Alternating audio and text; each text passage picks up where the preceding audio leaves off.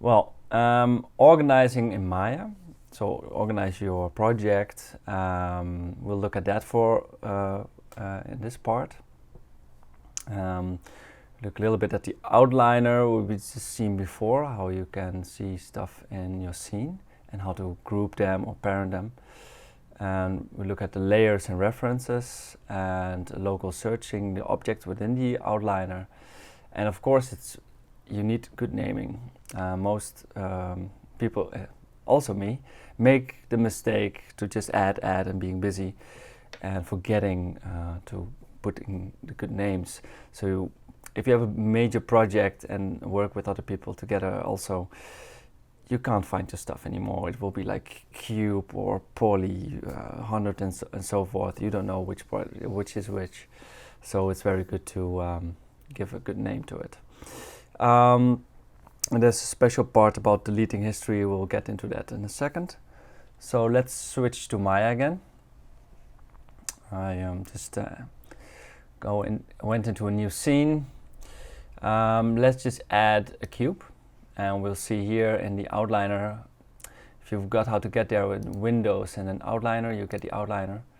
For me, it's inside here. I can switch here what view I have, so I can switch to this view or that view. I can switch all these views here as well.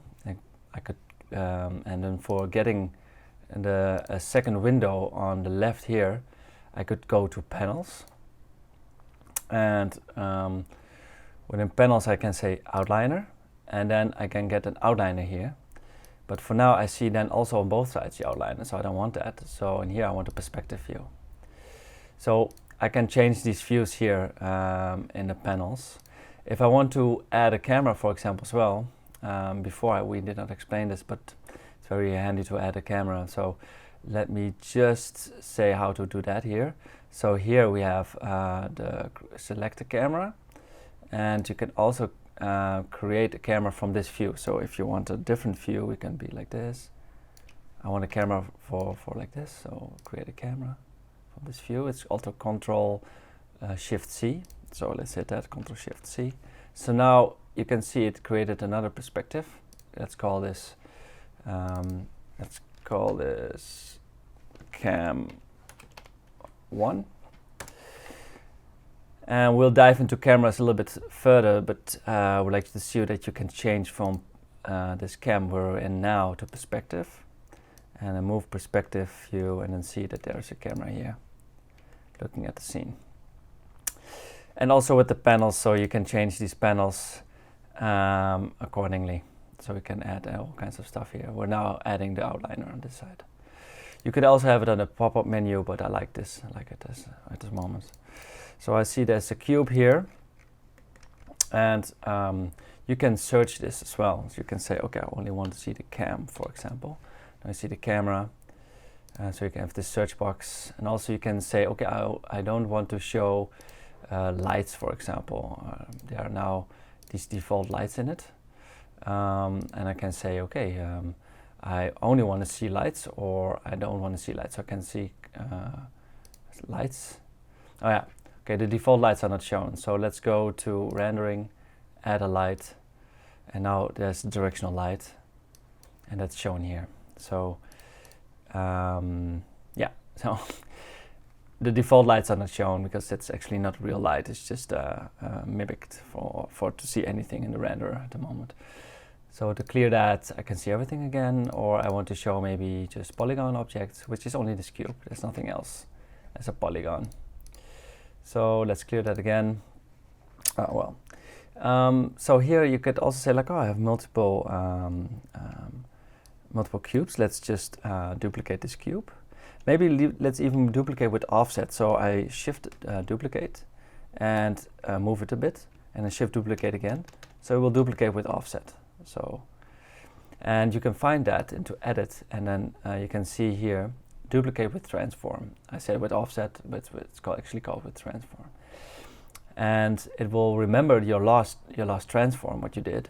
It's like, it will also work when I go do that up. So if I shift and then do it up, it will also go up. It even will do it maybe with doing translation and rotation and everything. Let's see if that does it as well. Maybe even scale it up. And then it will just rotate it and then scale it at the same time. And when I press the Shift and D button. Yeah, so that's very handy as well. Also within Edit and Duplicate, there is a normal duplicate, that's Ctrl D. We just had this one. There's also the Ctrl Shift D, that's a special. And within that you can not just copy anything, but you can instance one. So that the first one, let's say this is the original cube, and you would like to instance copy this maybe in x 10 centimeters, because it's centimeters now away, and you want to have maybe 10 copies of this, and you apply, and then it's there. You see, it's this, and when I if I would change this cube, for example, I would go into you can see if I hit one vertex, I changed the rest as well. So this is the original one, and these are all instance copies, instance for this. This is really handy for, well, if you want to have multiple objects and just change one, like you see here. You could also think as handy as rendering, because this is only rendered. This is just an instance copy of this one. So there's less rendering capacity needed. So this wasn't in the sheets, but I think this is handy for you to know. So this duplication and so forth. And now you can also see there's multiple stuff, because now it's very handy to duplicate this actually, or to group this actually. So now this I would like to have in a group. So let's go to object mode again, and I can see, okay, these ones, all of these ones, I like to have in a group. So I select them, maybe not this one, and I can say, okay, maybe this was the last one I want to select. So this is the main of the node of the group.